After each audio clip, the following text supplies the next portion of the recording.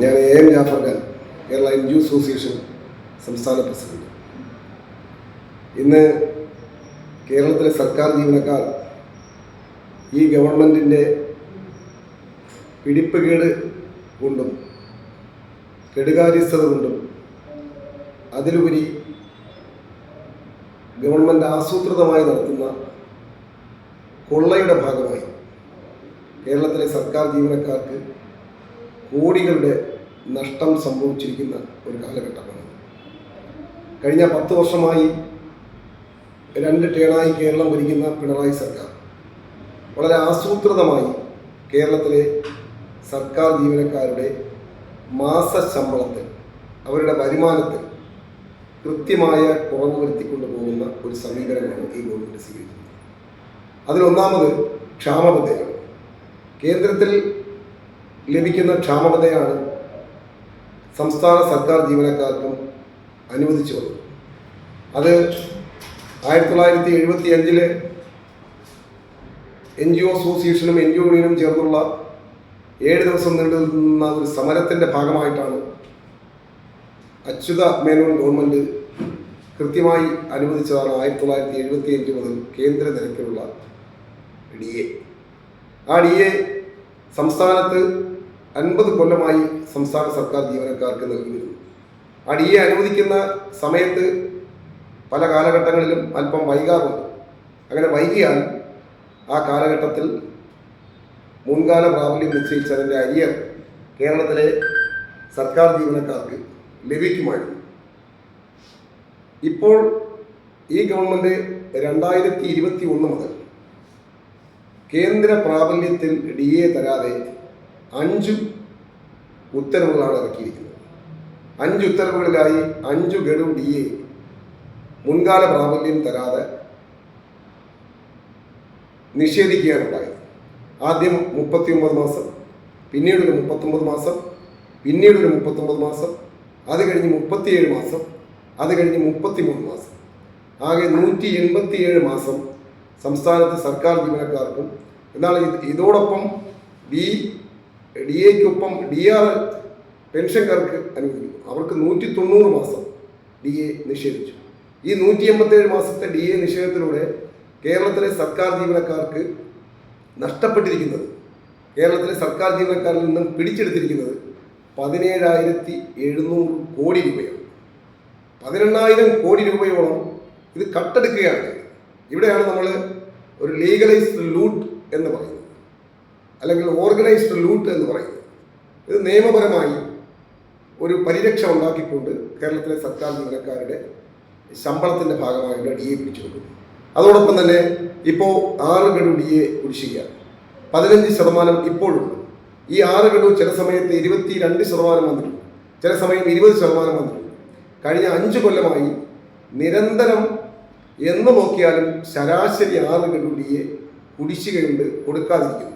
അത് കൊടുക്കാതിരിക്കുമ്പോൾ ശരാശരി കണക്കാക്കിയാൽ 20% DA വരും. ആ 20% DA എന്ന് പറഞ്ഞാൽ ഒരു മാസം വാങ്ങുന്ന ശമ്പളത്തിൻ്റെ 1/5. അങ്ങനെ 1/5 ശമ്പളം നഷ്ടപ്പെടുത്തിക്കൊണ്ടാണ് നിലവിൽ ശമ്പളം കൊടുക്കുന്നത്. ആ ശമ്പളത്തിൽ തന്നെ 5 മാസം ശമ്പളം വാങ്ങുമ്പോൾ ഫലത്തിൽ 1 മാസം ശമ്പളം സർക്കാർ ജീവനക്കാരന് കിട്ടുന്നില്ല. ഇത് സർക്കാർ ജീവനക്കാരായ വാങ്ങുന്ന സർക്കാർ ജീവനക്കാർ പോലും അറിയുന്നില്ല. അപ്പോൾ 5 മാസം ശമ്പളം വാങ്ങുമ്പോൾ 1 മാസം ശമ്പളം കിട്ടുന്നില്ലെങ്കിൽ 10 മാസം വാങ്ങുമ്പോൾ 2 മാസത്തെ ശമ്പളം കിട്ടുന്നില്ല. 1 വർഷം വാങ്ങുമ്പോൾ 2.5 മാസത്തോളമുള്ള ശമ്പളം അവന് നഷ്ടപ്പെടുന്ന ഒരു സമീപനം ഈ ഗവൺമെൻറ് ആദ്യം അധികാരത്തിൽ കയറുന്ന അന്ന് മുതൽ തന്നെ ഈ ഗവൺമെൻറ് ഒരു സമീപനം കൃത്യമായ രീതിയിൽ പറഞ്ഞാൽ ശമ്പളം വെട്ടിക്കുറയ്ക്കുക എന്നുള്ള ലക്ഷ്യമാണ്. അത് ആദ്യം സാലറി ചലഞ്ചിൻ്റെ രൂപത്തിൽ വന്നു, രണ്ടാമത് അത് സാലറി കട്ടിലേക്ക് വന്നു, പിന്നെ ഏത് പ്രകൃതി ദുരന്തമോ പ്രശ്നമോ ഉണ്ടായാലും അതിൽ നിന്ന് സാലറി പിടിക്കുന്ന രീതിയിലേക്ക് വന്നു. അത് കഴിഞ്ഞ് ജീവാനന്ദം എന്ന് പറയുന്ന ഒരു പദ്ധതി കൊണ്ടുവന്ന് സാലറി കൃത്യമായി കട്ട് ചെയ്യാനുള്ള നീക്കം നടത്തി. അതിനുശേഷമാണ് DAയിൽ കൈവച്ചുകൊണ്ട് DA കേന്ദ്ര നിരക്കിലുള്ള DA തരാതെ 18,000 കോടി രൂപയോളം അതിനകത്ത് നഷ്ടപ്പെടുത്തുന്ന ഒരു സമീപനത്തിലേക്ക് ഗവൺമെൻറ് വന്നത്. അപ്പോൾ കൃത്യമായ ഒരു അജണ്ട, സർക്കാർ ജീവനക്കാരുടെ ശമ്പളം കുറയ്ക്കുക എന്നുള്ളൊരു അജണ്ട വളരെ ഭംഗിയായി ബുദ്ധിപരമായി ചെയ്യുന്ന ഒരു സമീപനമാണ് ഈ സർക്കാർ. 2, അതിനുശേഷം വരുന്ന ശമ്പള പരിഷ്കരണം.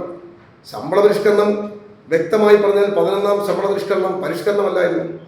അത് പരിഷ്കരണം എന്ന് പറഞ്ഞ് ശമ്പള ശോഷണമാണ് അതിനകത്തുണ്ടായത്. ചില ശരിയായ രീതിയിൽ പറഞ്ഞാൽ 1.38 കൊണ്ട് ഒരു മൾട്ടിപ്ലിക്കേഷൻ നടത്തി അതിലൂടെ ശമ്പള പരിഷ്കരണം തന്നപ്പോൾ 10% വർധനവ് മാത്രമാണ് ആകെ ശമ്പള പരിഷ്കരണം തന്നത്, 11ാം ശമ്പള പരിഷ്കരണം. പക്ഷേ 20% DA തരാതിരുന്നപ്പോൾ ഫലത്തിൽ 10% ശമ്പളം കുറയ്ക്കുകയാണ് ഗവൺമെന്റ് ഉണ്ടായത്. ഏത് ഘട്ടത്തിൽ നോക്കിയാലും കൃത്യമായ DA അന്ന് തന്നിരുന്നുവെങ്കിൽ, ശമ്പള പരിഷ്കരണം ഇല്ലാതെ DA കൃത്യമായി തന്നിരുന്നുവെങ്കിൽ ഇപ്പോൾ ഏത് ജീവനക്കാരൻ്റെ ശമ്പളം എടുത്ത് പരിശോധിച്ചാലും അതിനകത്ത് 1000 രൂപ മുതൽ 2000 രൂപ വരെ അധികം ലഭിക്കുമായിരുന്നു. അപ്പോൾ ഒരു പരിഷ്കരണം കൊണ്ട് ശമ്പള ശോഷണം ഉണ്ടാക്കിയ ഒരു സർക്കാരാണ്. വീണ്ടും 12ാം ശമ്പള പരിഷ്കരണം വൈകിക്കുന്നു. 1.5 കൊല്ലം കഴിഞ്ഞു, അതിൻ്റെ ഡ്യൂ ഡേറ്റ് കഴിഞ്ഞിട്ട് ഇപ്പോഴും ശമ്പള പരിഷ്കരണം നടപ്പിലാക്കാൻ ശ്രമിക്കുന്നത് അത്തരം ഒരു ഫോർമുല കൊണ്ടുവന്ന് വീണ്ടും ശമ്പള ശോഷണം നടത്തുകയാണ്. കാരണം ഇതിനകത്ത് ശമ്പള പരിഷ്കരണത്തിൽ കാലാകാലങ്ങളിൽ 10 ശമ്പള പരിഷ്കരണത്തിലും ഇവിടെ നടത്തിയിട്ടുള്ളത് സർവീസ് വെയിറ്റേജാണ്. സർവീസിലുള്ള ഒരു ജീവനക്കാരന് അവൻ്റെ സർവീസ് കണക്കാക്കിക്കൊണ്ടാണ് ശമ്പള പരിഷ്കരണം നടക്കുന്നത്, എന്നാലേ അവന് ബെനിഫിറ്റ് ഉള്ളൂ. ആ സർവീസ് വെയിറ്റേജ് എടുത്തു കളഞ്ഞ ഒരു ഗവൺമെൻറ്റാണ്. എല്ലാ ആനുകൂല്യങ്ങളും ഹൗസ് ബിൽഡിംഗ് അഡ്വാൻസ് HBA ഇല്ലാതാക്കി, സിറ്റി കോമ്പൻസേറ്ററി അലവൻസ് CCA നിർത്തലാക്കി. അപ്പോൾ ഈ ആനുകൂല്യങ്ങളെല്ലാം പിടിച്ചെടുക്കുന്ന ഒരു ഗവൺമെൻറ്. അതിനേക്കാളും അപ്പുറത്ത് ഇപ്പം റിക്കവറി, ലോൺ റിക്കവറി വന്നു കഴിഞ്ഞാൽ അതിനകത്ത് റിക്കവറി ചെയ്യുമ്പോൾ റിക്കവറി ചെയ്യുന്നതിന് 2% കമ്മീഷൻ എടുക്കും. ഏറ്റവും വലിയ ഒരു പിടിച്ചുപറിയായിരുന്നു മെഡിസപ്പ്. ആ മെഡിസപ്പ് പദ്ധതി ഇവിടെ കൊണ്ടുവന്നത് തന്നെ ഈ ഗവൺമെന്റിന് കോടികൾ ലാഭം ഉണ്ടാക്കുന്ന ഒരു പദ്ധതിയായി മാറി. മെഡിസപ്പ് വരുന്നതിന് മുമ്പ് തന്നെ കേരളത്തിലെ സർക്കാർ ജീവനക്കാരുടെ ആരോഗ്യ പരിരക്ഷ, അത് 1960 മെഡിക്കൽ അറ്റൻഡൻസ് റൂള് വളരെ കൃത്യമായി പറയുന്നു. ആരോഗ്യ പരിരക്ഷ സർക്കാരിൻ്റെ ബാധ്യതയാണ്. കേന്ദ്ര ഗവൺമെന്റിലൊക്കെ എന്താ നല്ല രീതിയിലുള്ള ആരോഗ്യ പരിരക്ഷയാണ് നൽകുന്നത്. എന്തിന് കേരളത്തിൽ അത് മാത്രമല്ല, ഫാക്ടറിയിലാണെങ്കിലും തൊഴിലാളികളാണെങ്കിലും എവിടെ പോയാലും ഗൾഫിൽ പോയാലും ശരി തന്നെ ഒരു എംപ്ലോയർ എന്ന നിലയിൽ ആ എംപ്ലോയിയുടെ ആരോഗ്യ പരിരക്ഷ ഗവൺമെന്റിന്റെ ബാധ്യതയാണ്. ആ ബാധ്യത ഇവിടെ നിറവേറ്റുന്നത് ഏകദേശം 240 കോടി രൂപയോളം എല്ലാ വർഷവും ബജറ്റിൽ വകയിരുത്തിക്കൊണ്ട് മെഡിക്കൽ റീഇംബേഴ്സ്മെന്റും പലിശരഹിത ഇൻഡസ്ട്രി ലോൺ അഡ്വാൻസും ആയി കൊടുത്തുകൊണ്ട് ഇവിടെ മുൻകാലങ്ങളിൽ പോയിക്കൊണ്ടിരുന്നു. അന്ന് 1 രൂപയുടെ പ്രീമിയം പോലും ഒരു ഗവൺമെന്റ് ജീവനക്കാരന് കൊടുക്കേണ്ടി വന്നില്ല. പക്ഷേ ഇന്ന് അതെല്ലാം ഒരു സൈഡിൽ മാറ്റിവെച്ചുകൊണ്ട് മെഡിസപ്പ് എന്ന് പറയുന്ന ഒരു പദ്ധതി, ഒരു ഇൻഷുറൻസ് പദ്ധതി ഓറിയന്റൽ ഇൻഷുറൻസ് പോലുള്ള ഒരു കമ്പനിയുമായി ടൈപ്പ് ആകുന്നു. അവിടെ ആ പോളിസിക്ക് കൊടുക്കേണ്ട തുക 446 രൂപയായിരുന്നപ്പോൾ നമ്മളിൽ നിന്നും ഓരോ പോളിസിയിൽ നിന്നും ഒരു പോളിസി ഉടമയിൽ നിന്നും 500 രൂപ വാങ്ങിയിരുന്നു. 446 രൂപ ഉണ്ടായിരുന്നപ്പോൾ. അപ്പോൾ ആ അധികം വരുന്ന തുക കമ്മീഷനായി ഈ ഗവൺമെൻറ് അടിച്ചു മാറ്റി. അതിന് കോർപ്പസ് ഫണ്ട് എന്നൊക്കെ പറഞ്ഞു, പക്ഷേ അത് കമ്മീഷനായി അടിച്ചു മാറ്റിയതാണ്. അതിനോടൊപ്പം തന്നെ ആ 446 രൂപയുടെ GST 18% GST, 9% കേന്ദ്രത്തിൽ, 9% സംസ്ഥാനത്തിൽ. അപ്പം GST ഇനത്തിൽ ഏകദേശം സംസ്ഥാന സർക്കാരിന് 40 കോടി രൂപ അന്ന് കിട്ടുമായിരുന്നു. ഈ അധികം വാങ്ങുന്ന തുക 40 കോടി കിട്ടുമായിരുന്നു. അപ്പോൾ 40 80 കോടി, 240 കോടി രൂപ മെഡിക്കൽ റീഇംബേഴ്സ്മെന്റിന് വേണ്ടി ബഡ്ജറ്റിൽ വകയിരുത്തുന്നത് ഇപ്പോൾ വകയിരുത്തുന്നില്ല. അങ്ങനെ ഏകദേശം 320 കോടി രൂപ ലാഭമുണ്ടാക്കി. മെഡിസപ്പ് എന്ന് പറയുന്ന പദ്ധതിയുടെ 320 കോടി രൂപ ലാഭമുണ്ടാക്കിയ ഒരു പരിപാടിയായി മാത്രമാണ് ഈ മെഡിസപ്പ് മാറി. ഇപ്പോൾ അതിനകത്ത് 3 കൊല്ലം കഴിഞ്ഞപ്പോൾ വീണ്ടും 500-ൽ നിന്ന് നേരെ 810-ലേക്ക് പോകുന്നു. 810-ൽ കൊണ്ടുവന്നിട്ട് അതിനകത്ത് എന്താ ആനുകൂല്യം നൽകുന്നത്? ഇതിനകത്ത് ആ മെഡിസപ്പ് എന്ന് പറയുന്നത് ഒരിക്കലും ഒരു ആരോഗ്യ ഇൻഷുറൻസ് പദ്ധതി എന്ന് പറയാൻ പറ്റില്ല. ആരോഗ്യ ഇൻഷുറൻസ് പദ്ധതി വേണമോ വേണ്ടയോ എന്ന് തീരുമാനിക്കാൻ സംസ്ഥാന സർക്കാർ ജീവനക്കാർക്ക് അവകാശമുണ്ട്. ആ അവകാശം നിഷേധിച്ചുകൊണ്ട് നിർബന്ധമായി അവർ ചേർക്കുന്നു. ഒരു ഓപ്ഷൻ അനുവദിക്കുന്നില്ല. ഓപ്ഷൻ എന്ന് പറഞ്ഞാൽ ഭാര്യയും ഭർത്താവും ദമ്പതിമാർ ജോലിയുള്ള ഒരു കുടുംബത്തിന് ആർക്കെങ്കിലും ഒരാൾക്ക് പോളിസി മതി. ഏത് പോളിസി എടുത്താലും, ലോകത്തുള്ള ഏത് പോളിസി എടുത്താലും ഒരു പോളിസിയിൽ സ്പൗസിന്, ഹസ്ബൻഡിനോ വൈഫിനോ അതിനകത്ത് പരിരക്ഷ കിട്ടും, 2 മക്കൾക്ക് കിട്ടും, അച്ഛനും അമ്മയ്ക്കും കിട്ടും. പക്ഷേ ഈ സർക്കാർ കൊണ്ടുവന്ന മെഡിസപ്പ് പദ്ധതിയിൽ മാത്രം അതിനകത്ത് ഭാര്യയും ഭർത്താവും അച്ഛനും അമ്മയും പെൻഷനറും എംപ്ലോയി ആണെങ്കിൽ ആ കുടുംബത്തിൽ 6 പേരുണ്ടെങ്കിൽ 4 പേരും പോളിസി എടുക്കേണ്ട ഗതികേട് ഈ മെഡിസപ്പിൽ ഉണ്ടാക്കിയിരിക്കുന്നു.